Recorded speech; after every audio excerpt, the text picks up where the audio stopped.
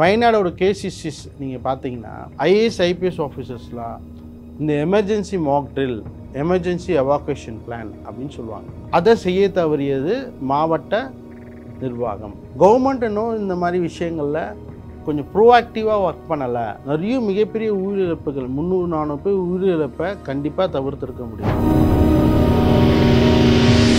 முண்டக்கண்ணி, சுருளிமலை அந்த மாதிரி இடம்லாம் வாழ தகுதியற்ற நகரமாக இருக்குது. இன்னொன்று கேட்டால் கவர்மெண்ட்டை அந்த ஏரியாவை சீல் பண்ணி அட்லீஸ்ட் வயநாட்டில் இருந்தாவது ஜட்ஜஸும் சொல்கிறேன், பியூரோக்ராட்ஸும் சொல்கிறேன், கவர்மெண்ட் பீப்புள்ஸும் சொல்கிறேன், பாடமாக எடுத்து குறிஞ்சியில் இன்ஃப்ராஸ்ட்ரக்சர் மலையும் சார்ந்த பகுதி அந்த இடத்துல எந்த விதமான இன்ஃப்ராஸ்ட்ரக்சர் ஃபெசிலிட்டிஸும் இன் ஃபியூச்சர் வரக்கூடாது.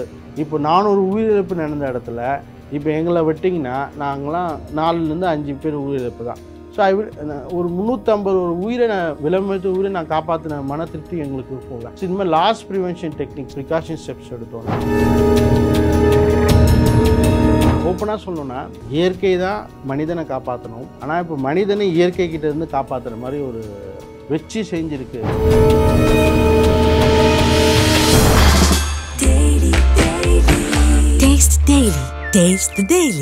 வணக்கம், நான் பிரபுகாந்தி ஜெயின், டிசாஸ்டர் மேனேஜ்மெண்ட் இன்ஜினியர். உண்மையிலே வயநாட்டில் நடந்த இப்போது துரதிர்ஷ்டமான விஷயம், லேண்ட்ஸ்லைடிங்கில் கிட்டத்தட்ட 400க்கும் மேற்பட்ட துர்மரணங்கள் ஏற்பட்டிருக்கு. உண்மையிலே மிகப்பெரிய கவலைக்கிடமான விஷயம். இந்த வயநாடு நடந்த லேண்ட்ஸ்லைடிங் பற்றி ஒரு ஆக்ஷன் இன்வெஸ்டிகேஷன் ரிப்போர்ட் நாங்கள் ரெடி பண்ணியிருக்கோம். அதில் கிடைச்ச அவுட்புட்டை பற்றி நான் கொஞ்சம் டீட்டெயிலாக பண்ணணும்னு நினைக்கிறேன். ஃபஸ்ட்டு இந்த வயநாட்டில் நடந்த லேண்ட்ஸ்லைடிங் பற்றி ஒரு கேஸ் ஹிஸ்ட்ரி ஜஸ்ட் அனலைசிஸ் பண்ணுவோம். எனக்கு தெரிஞ்சு ஜூன் 14th ஒரு 2 வீக்ஸாக continuous rainfalls happening in Wayanad. இது பர்டிகுலராக இப்போ June 30 July 30 to 31, July 14th தொடர்ச்சியாக மழை பெய்யுது. 2 வாரமாக மழை பெய்யுது.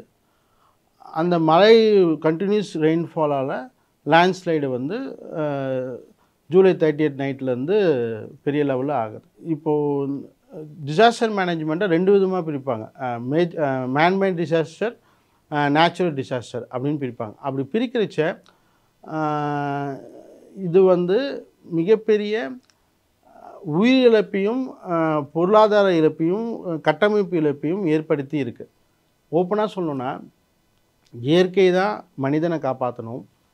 ஆனால் இப்போ மனிதனை இயற்கை கிட்டேருந்து காப்பாற்றுற மாதிரி ஒரு சுச்சுவேஷன்.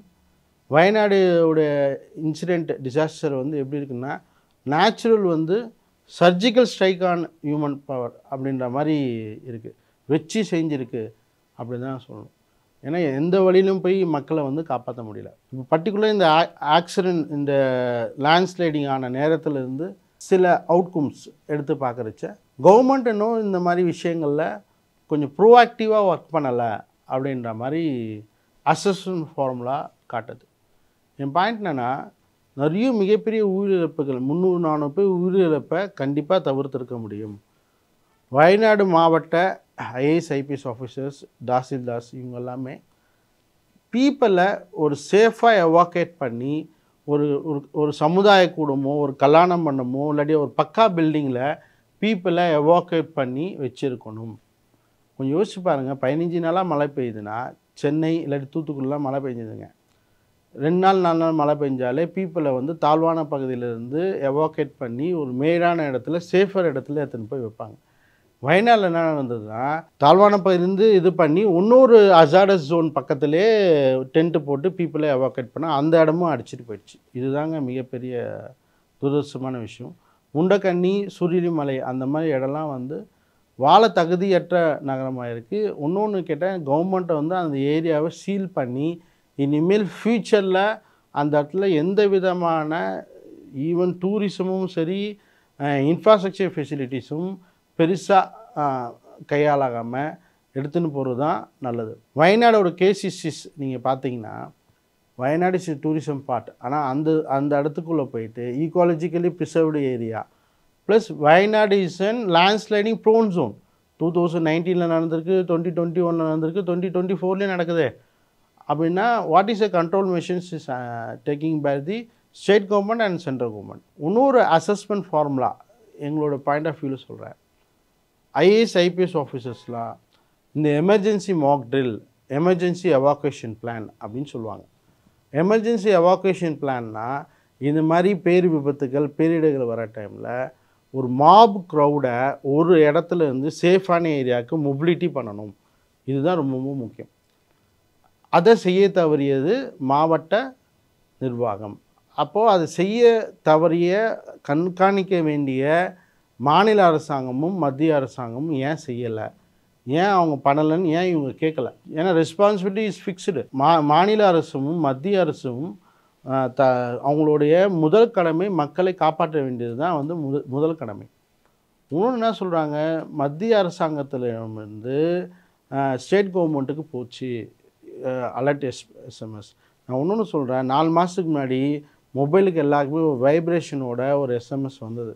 அந்த மாதிரி எஸ்எம்எஸ் சிஸ்டம்லாம் ஏன் இதில் வந்து பெரிய லெவலில் இம்ப்ளிமெண்ட் பண்ணலை? First point. Second point, red alert அப்படின்னு நான் அனௌன்ஸ் பண்ணிட்டாலே பீப்புள் வந்து அவங்க ஃபோக்கஸ் எல்லாமே அங்கேருந்து மைக்ரேண்ட் ஆகி ஒரு சேஃபர் ஜோனுக்கு போய் இருக்கிற மனநிலைகள் இருக்கணும்.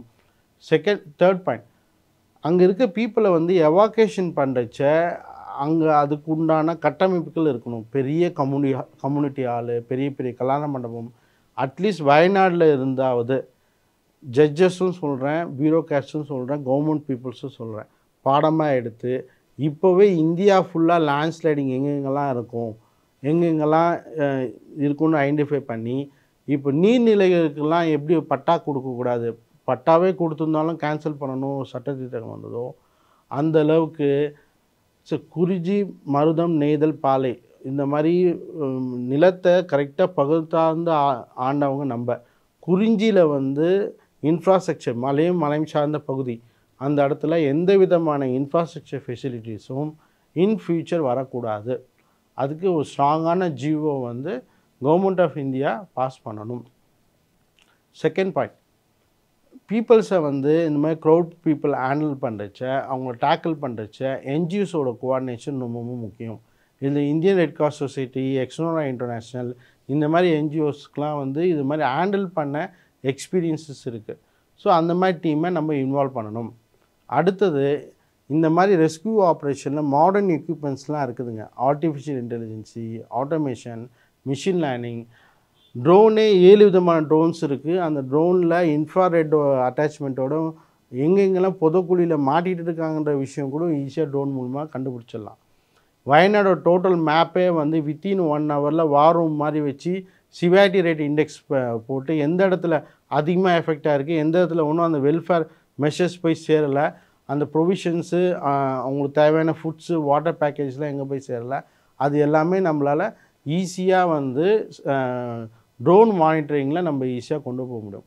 ஸோ இந்த அளவுக்கு நம்ம பீப்புளை சேவ் பண்ண முடியும். பண்ணாதான் இந்த மாதிரி மிகப்பெரிய பேரிடர்லேருந்து மீள முடியும். இன்னொன்று சொல்கிறேங்க, government must ready for climatic change risk. Government is always supposed to be act proactive, not reactive. ப்ரோஆக்டிவாக ஒர்க் பண்ணால் தான் இந்த மாதிரியான கிளைமேட்டிக் ரெடி ரிஸ்க், அதாவது டிசாஸ்டரை ஹேண்டில் பண்ணுறதுக்கு உண்டான ரிஸ்க்கை வந்து நம்ம வந்து ரெடியாக இருந்தால் தான் லாஸ் ப்ரிவென்ஷன் டெக்னிக்கை தடுக்க முடியும். அதுதான் ரொம்ப முக்கியம். லாஸ் ப்ரிவென்ஷன் டெக்னிக்னால், இப்போ 400 உயிரிழப்பு நடந்த இடத்துல இப்போ எங்களை விட்டிங்கன்னா நாங்களாம் 4லேருந்து 5 பேர் உயிரிழப்பு தான். ஸோ ஒரு 350 உயிரை உயிரை நான் காப்பாற்றின மன திருப்தி எங்களுக்கு இருக்கும்ல. ஸோ இந்த மாதிரி loss prevention techniques, precaution steps எடுத்தோன்னா கண்டிப்பாக காப்பாற்ற முடியும். இனிமேல் கஜா, அப்புறமா புயல், அப்புறமா வெரைட்டியான பூகம்பங்கள், லேண்ட்ஸ்லைட்ஸு, 2 நாளைக்கு முன்னாடி இமாச்சல் பிரதேசில் நடந்த அந்த வேக வெடிப்பு, ஸோ இதெல்லாம் வந்து இனிமேல் பொங்கல் தீபாவளி மாதிரி ஏதாவது ஒன்று வந்து தான் இருக்கும்.